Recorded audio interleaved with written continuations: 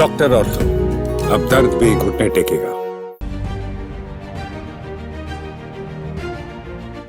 मुख्यमंत्री नायब सिंह सैनी की अध्यक्षता में वीरवार को चंडीगढ़ में आयोजित मंत्रिमंडल की बैठक में मंत्रिमंडल ने हरियाणा दिव्यांग पेंशन नियम 2016 में संशोधन को मंजूरी दे दी है। दिव्यांगजनों के लिए समान अवसर सुनिश्चित करने और जीवन की गुणवत्ता में सुधार लाने के उद्देश्य से सरकार ने एक महत्वपूर्ण कदम उठाते हुए 10 अन्य श्रेणियों के तहत दिव्यांगजनों को पेंशन का लाभ देने का निर्णय लिया है। केंद्र सरकार द्वारा दिव्यांग जन अधिकार अधिनियम 2016 के तहत 21 प्रकार की दिव्यांग श्रेणियों को शामिल किया गया है। वर्तमान में हरियाणा सरकार 11 श्रेणियों में दिव्यांगजनों को पेंशन का लाभ प्रदान कर रही है। अब हरियाणा सरकार ने शेष 10 श्रेणियों को भी लाभान्वित करने का फैसला किया है, जिसके तहत 32,000 दिव्यांगजन लाभान्वित होंगे।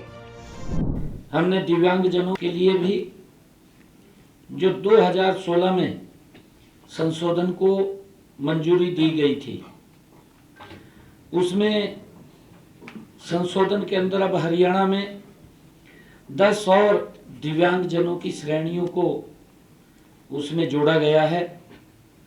उनको मासिक पेंशन का लाभ भी वो मिलेगा। इससे जो आज का कैबिनेट का फैसला हमने लिया है, लगभग 32,000 दिव्यांगजनों को हरियाणा प्रदेश के अंदर इसका लाभ मिलेगा। केंद्र सरकार द्वारा पिछले दिनों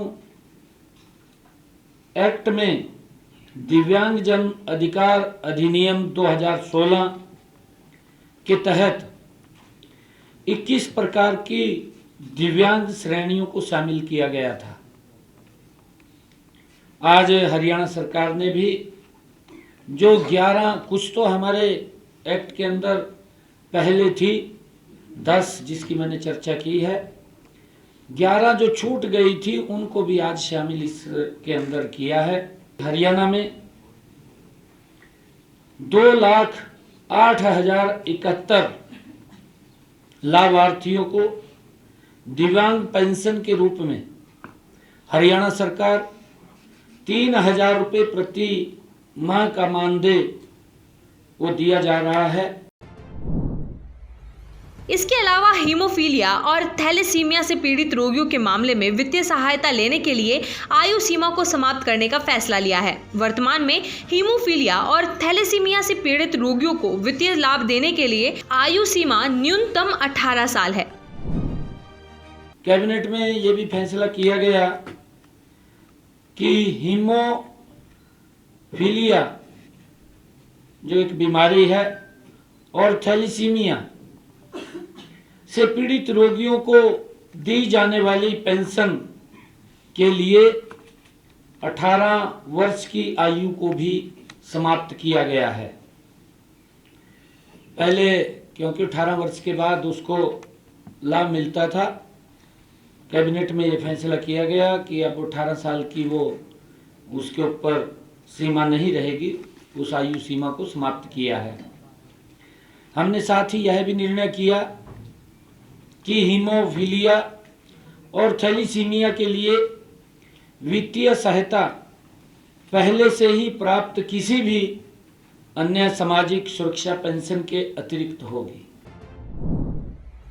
मुख्यमंत्री ने एक बार फिर छोटे व्यापारियों को सशक्त बनाने और राज्य में व्यापार के अनुकूल माहौल को बढ़ावा देने के लिए सरकार की अटूट प्रतिबद्धता प्रदर्शित की है। संकल्प पत्र में किए गए वादे को पूरा करते हुए सरकार ने कर बकाया राशि की वसूली के लिए हरियाणा एक मुश्त निपटान योजना 2025 शुरू की है, जिसका उद्देश्य जीएसटी व्यवस्था से पहले के अधिनियमों के तहत मुकदमेबाजी के बोझ को कम करना, बकाया राशि की वसूली में तेजी लाना और छोटे करदाताओं को राहत देना है।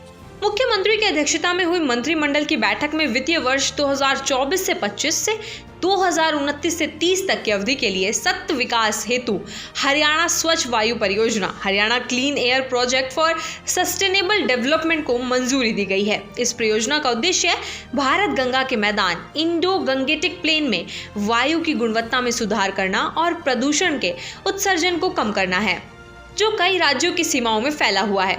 सतत विकास हेतु हरियाणा स्वच्छ वायु परियोजना को विश्व बैंक द्वारा मदद दी जा रही है। यह खास पहल हरियाणा सरकार की है। इस परियोजना के लिए कुल प्रस्तावित बजट 3,647 करोड़ रुपए है। इस परियोजना को विश्व बैंक के परिणाम कार्यक्रम तंत्र के माध्यम से वित्त पोषित किया जाएगा। उसके लिए हरियाणा क्लीन एयर प्रोजेक्ट की डीपीआर को मंजूरी दी गई है।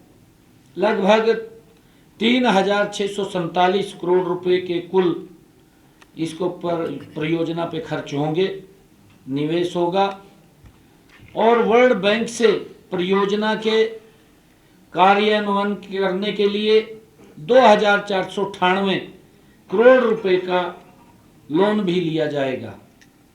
हरियाणा सरकार द्वारा 1,066 करोड़ रुपए का योगदान इस परियोजना के अंदर दिया जाएगा और अनुदान के रूप में 83 करोड़ रुपए आवंटित किए जाने का भी प्रावधान किया गया है। इस पहल का उद्देश्य राज्य में सतत विकास को बढ़ावा देना और वायु गुणवत्ता में सुधार लाना। इस योजना के तहत वर्ष 2030 तक हरियाणा को प्रदूषण मुक्त राज्य बनाने का लक्ष्य वो रखा गया है। हरियाणा सरकार ने हरियाणा राज्य लघु सिंचाई एवं नलकूप निगम की तर्ज पर कॉनफेड हरियाणा मिनरल लिमिटेड, हथकरघा और निर्यात निगम के उन पूर्व कर्मचारियों से वसूली योग्य राशि माफ करने का निर्णय लिया है जिन्होंने वृद्धावस्था सम्मान भत्ता योजना के तहत लाभ प्राप्त किया है। फैसले के अनुसार 1 अक्टूबर 2020 से पहले की अवधि के लिए भुगतान की गई कुल मूल राशि कॉनफेड हरियाणा मिनरल्स लिमिटेड और हैंडलूम एंड एक्सपोर्ट कॉरपोरेशन के पूर्व कर्मचारियों से बिना ब्याज के वसूल की जाएगी। वसूली 1 वर्ष तक सीमित होगी, विशेष रूप से अक्टूबर 2019 से सितंबर 2020 तक। इसके अतिरिक्त 1 अक्टूबर 2020 के बाद भुगतान की गई कुल मूल राशि भी उसी तर्ज पर बिना ब्याज के वसूल की जाएगी। कॉनफेड हरियाणा मिनरल्स लिमिटेड और Haryana handloom and export corporation के पूर्व कर्मचारियों से वसूली के लिए लंबित कुल मूल राशि 1,46,89,690 रुपए, जो 1 अक्टूबर 2019 से पहले की अवधि से संबंधित है, माफ कर दी गई। हमारे जो पूर्व कर्मचारी थे, जैसे MITC या हमारे कॉनफेड हरियाणा मिनरल लिमिटेड, हथकरघा एवं निर्यात निगम, ऐसे कर्मचारी जो डिपार्टमेंट मर चुके थे पीछे और वो इधर उधर घूमते थे, चक्कर काटते थे कि हमें कोई पेंशन का भी प्रावधान नहीं है। तो ये पीछे निर्णय किया गया था कि ऐसे सब कर्मचारियों को 6,000 रुपये से लेकर के 20,000 रुपये तक का ऑनरेरियम वो दिया जाएगा।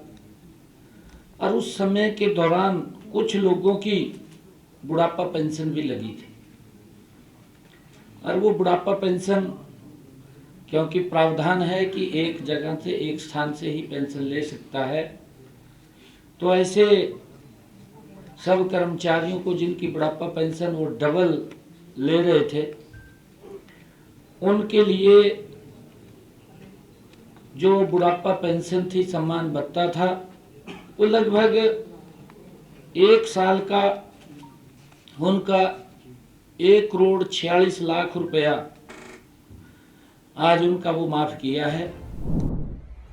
मुख्यमंत्री की अध्यक्षता में हुई मंत्रिमंडल की बैठक में हरियाणा बाबा श्री खाटू श्याम चुलकाना धाम पूजा स्थल विधेयक 2025 के मसौदे को मंजूरी दी गई। विधेयक का उद्देश्य है तीर्थ यात्रियों, श्रद्धालुओं को बेहतर सुविधाएं प्रदान करना और तीर्थ स्थल की परिसंपत्तियों का बेहतर प्रबंधन करना है। उल्लेखनीय है कि राज्य सरकार ने श्री माता मनसा देवी पूजा स्थल बोर्ड पंचकुला, श्री माता शीतला देवी पूजा स्थल बोर्ड गुरुग्राम, श्री कपाल मोचन, श्री बद्रीनारायण, श्री मंत्रा देवी और श्री केदारनाथ पूजा स्थल बोर्ड यमुनानगर की स्थापना करके विभिन्न पूजा स्थलों का प्रबंधन अपने अधिकार क्षेत्र में लिया है। गौरतलब है कि हरियाणा एवं पड़ोसी राज्यों से लाखों भक्त श्रद्धालु भगवान के दर्शन हेतु प्रतिवर्ष मंदिर में आते हैं। श्री श्याम श्याम बाबा के धाम में प्रत्येक एकादशी को जागरण एवं फाल्गुन मास के शुक्ल पक्ष की एकादशी व द्वादशी को प्रतिवर्ष मेले आयोजित किए जाते हैं। इसके अलावा प्रतिदिन हजारों श्रद्धालु सुख समृद्धि के लिए भगवान के दर्शनों के लिए आते हैं। डॉक्टर ऑर्थो, अब दर्द भी घुटने टेकेगा।